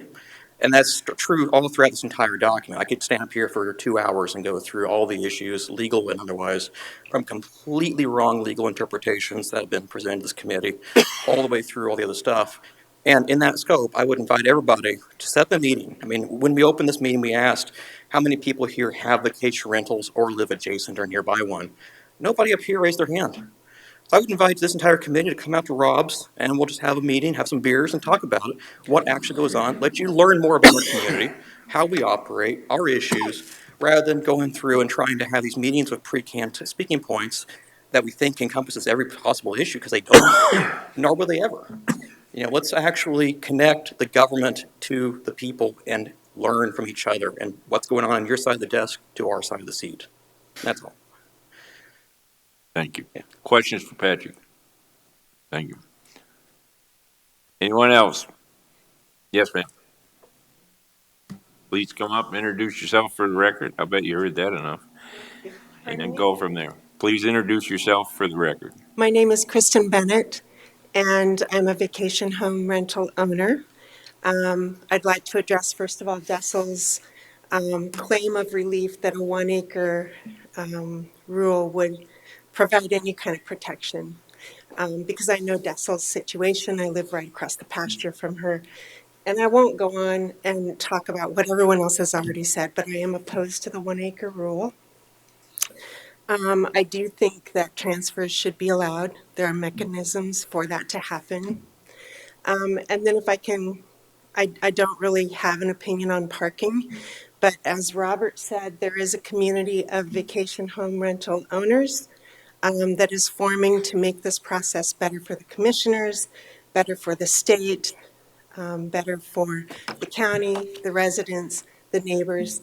And I'm forming it with Robert, Jordan, Patrick, a group I only found out about from my banker a few weeks ago. He's like, you should get involved. So I've learned more about planning and zoning than I ever wanted to. I own manage 3 vacation homes. None of them are under an acre. They are between 12 acres and 40 acres, but I'm still opposed to the 1 acre rule. I think, as Jordan said, you would see a lot of people willingly comply if the process was not so onerous. I'm a compliant person at heart. Sometimes I don't always know what to do, but I do try, especially when I realize I've made a mistake. I try to make it right. I try to do the right thing. And I think that there'll be a lot of people in this new association. It's a 501c6 trade association that will be associated with the National Vacation Rental Managers Association, and I think you'll get a lot of good leverage, cooperation, better processes, professional help sorting all these things out. And I would welcome anyone to ask questions later about what's happening with that. Thank you. Christine, questions for Christine? Thank you. Appreciate it. Anyone else? Yes, sir. I've got to have you introduce yourself for the record again. Believe it or not, the camera can't figure out who you are. Yep. Again, my name's Harry Isles. On the parking issue, I'm not quite sure how, when the county and state have no legal repercussions to tell us we can't park cars on the street, how the vacation rental committee thinks it can. I've grown up, I have raised 2 kids. They both had cars in the streets. We have a utility trailer in the street, and nobody can say anything about us not having it there. So I'm confused as to how this council thinks they can on that issue. On the transfer of license, it's almost impossible, to get one now. I own a long-term rental that I've had for 14 years now that we're looking at turning into a vacation rental. The house is on less than an acre of land. It's a nice little 3-bedroom house that's handicap accessible, which would be very appealing to people for a short-term rental, vacation rental. But I can't get a license for it based on the current rules, so the transfer of license to my son or my daughter in the future is irrelevant. So I'm confused as to why we're talking about transfer of license when I was listening to I zoomed in on the meeting last time that only they estimate 10% of the vacation rentals in this area are legally licensed that meet the requirement to do it. I'm trying to do things the right way, but the way the law is written now, it's hamstring. I can get a permit through the state. I just can't get the permit through the county. And that's just confusing to me. So as far as transferring it, it'd be great to. I don't see why that's an issue. I have a long-term rental I'm trying, like I said, turn in to a short-term rental, and nobody cares that I have the long-term rental. There's nothing in the zoning laws that say that I have to get a license for a long-term rental, but I have to get a license for a short-term rental. Questions for That's Harry? all I got. Understood. Questions for Harry? Thank you. Yep. I have a question for Eric. Yeah. Do you have to have, for your long-term rentals, do you have a limit of how many cars they're allowed to have? No. Okay, thank you. So that's not anything for long-term rentals? No, it's not. Thank you. There is a limit relating to long-term rentals and your current parking. Excuse me. I can't have that. That's not allowable. We've got a hand up back here. I understand what you're doing and it's normal, but it's not allowable in a public meeting. Thank you. My name is Byron Altman. You've seen me before. On the transfer of license issue, I have a background working for a large corporation involved in asset purchases. And the rule is buyer beware. When you buy another asset, you have to run it better than the person that had it if you want to survive. So anytime an asset is transferred, it's incumbent, it's almost demanding that a change in operation occurs. And that is probably one of the items of consideration you should think about when you're allowing transfers and when you're regulating them, in that you know what changes that they are going to implement in order to survive.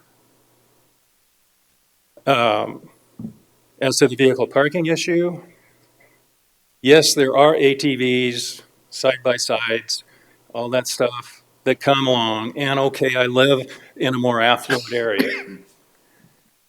But the lot sizes are 5 acres. And we had one instance of 3 ATVs zooming all over. That's just one instance, but where do they park those? So there is a reason that you would make sure that there is a place that those things are not blocking the neighbors or in the road causing difficulty. The 1 acre limit, or we can make sure that we understand we're dealing rural or urban. Rural. So are there a lot of little less than 1 acre tracts surrounded by 100 acres? Just as a matter of perspective, I don't know. It's just a thought.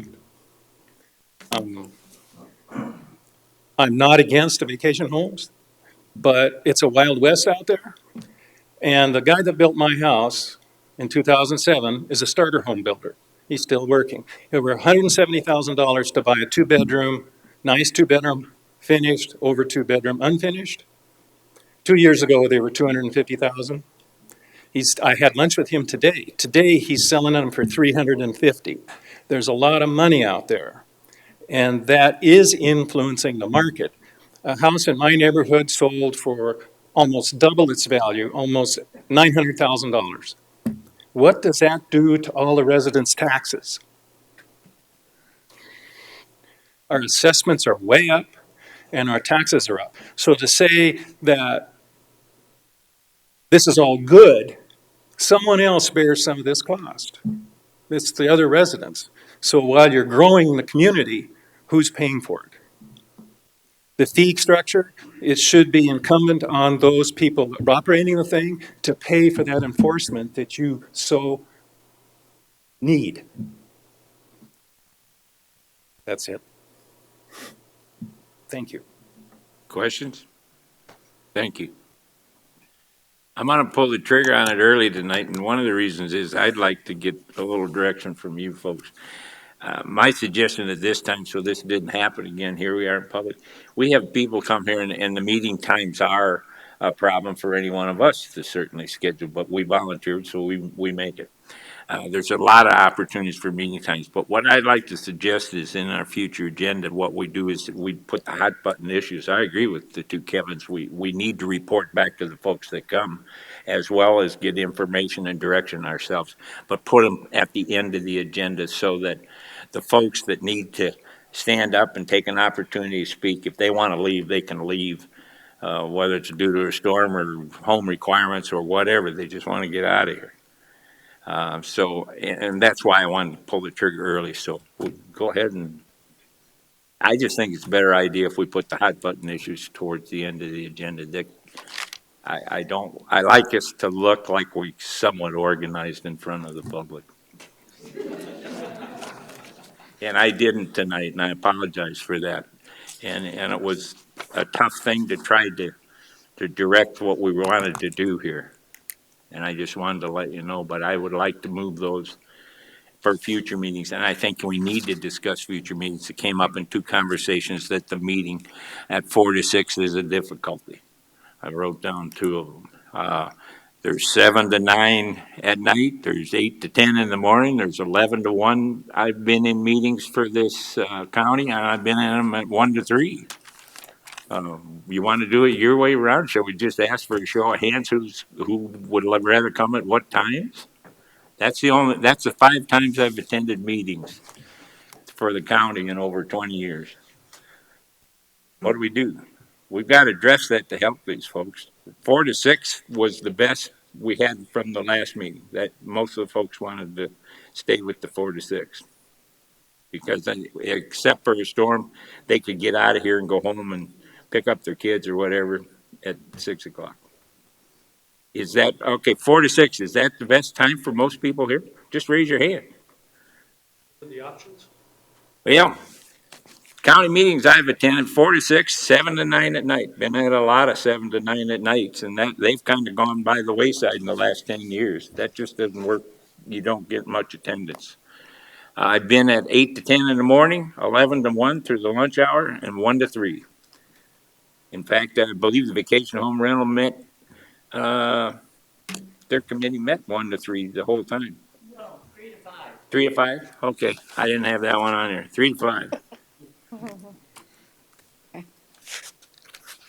That's the options.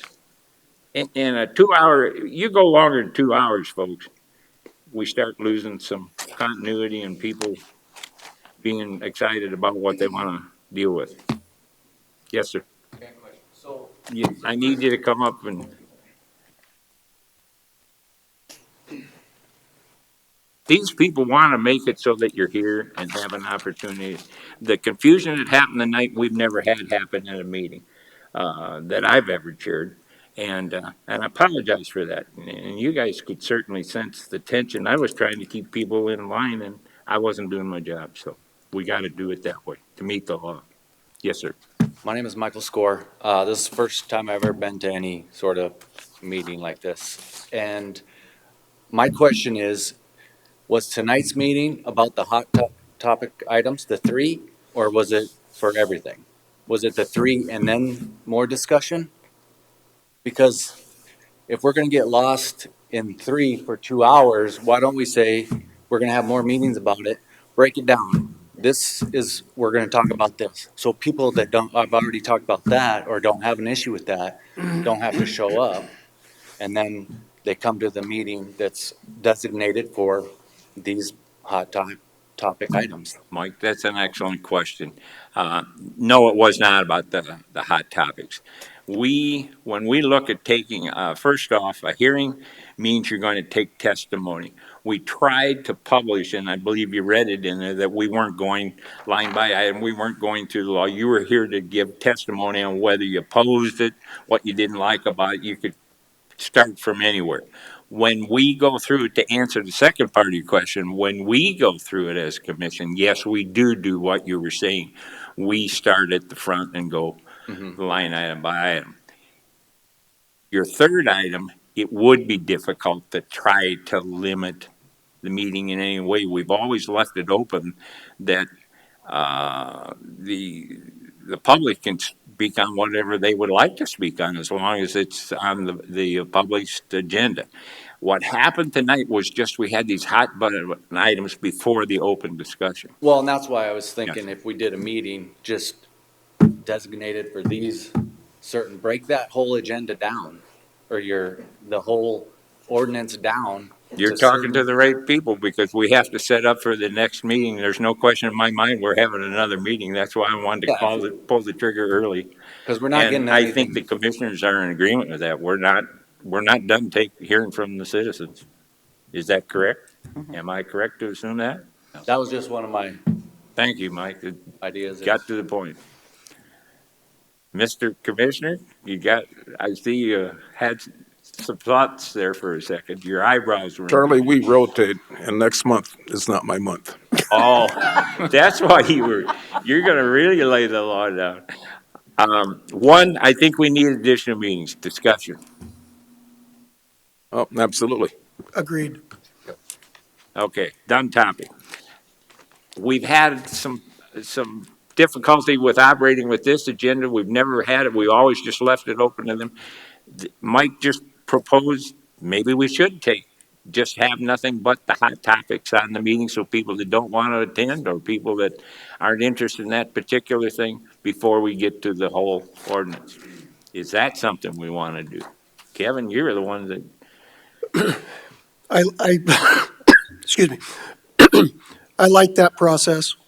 As I've stated several times, it helps me understand what's going on. Without the open discussion, what are our next hot topics?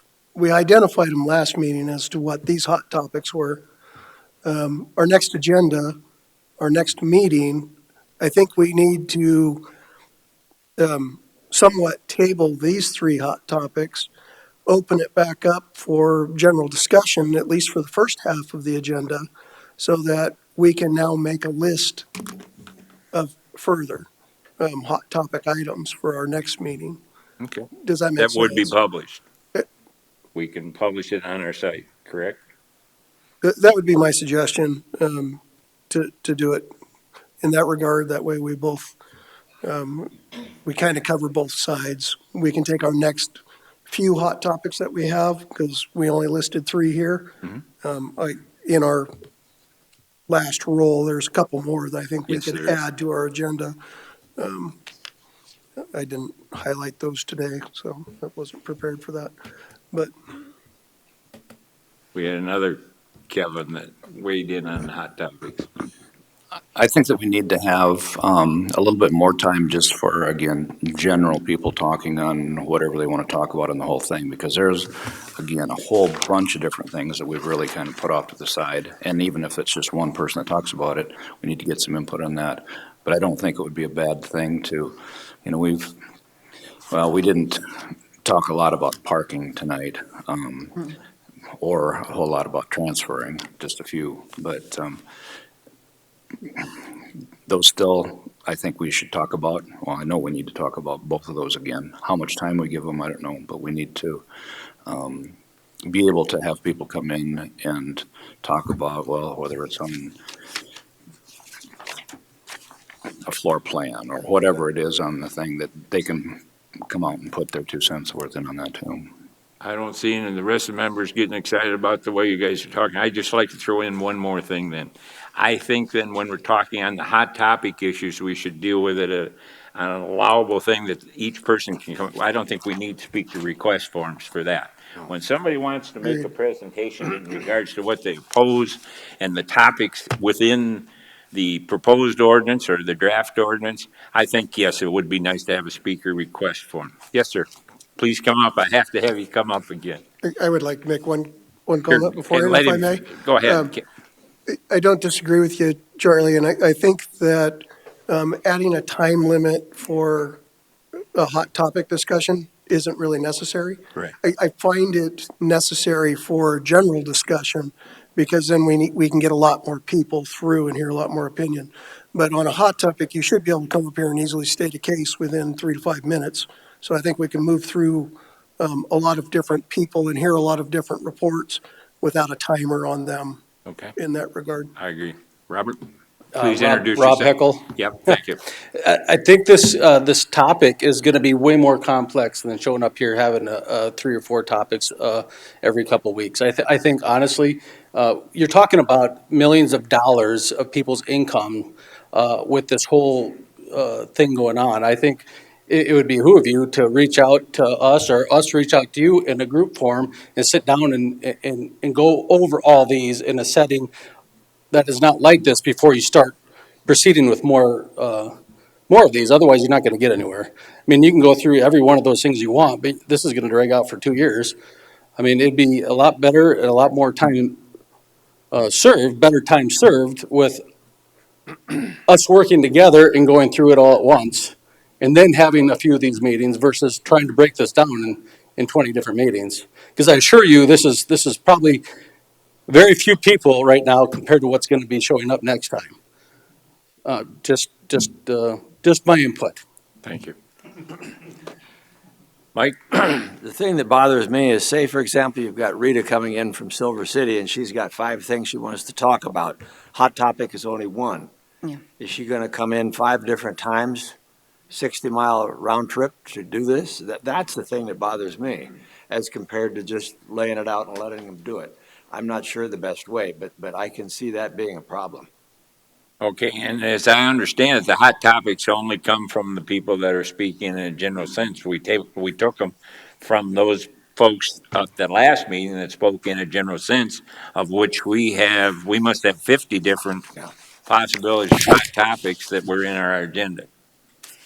Correct? Okay.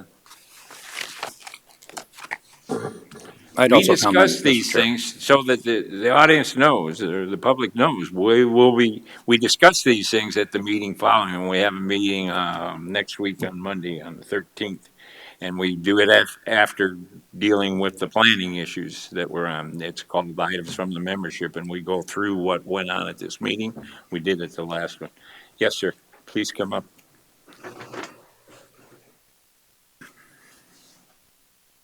And we've got about 5 minutes so that you guys leave happy and felt like we did you fairly. Go ahead, sir. My name is Arnie Sharp, and I guess I have a question first. How many of you have actually used short-term rentals when you vacation? Okay, so I guess if you haven't, I would encourage you to, maybe before the next meeting, to book one and get a feel for it. There's a lot of things that a short-term rental offers that a hotel does not. Kitchen, more space. So I think just having that understanding of the value of them would be beneficial if you haven't used one. So that would be my suggestion. Arnie, I got to tell you that I didn't raise my hand, but I've been involved in this for over 20 years since it started in the county. I've sat in on every meeting I think that was ever held on it. So I understand what you're saying. There are a lot of issues, and there's a lot of variances. Yeah. There's a variance in the quality level of some of them too, and purposely.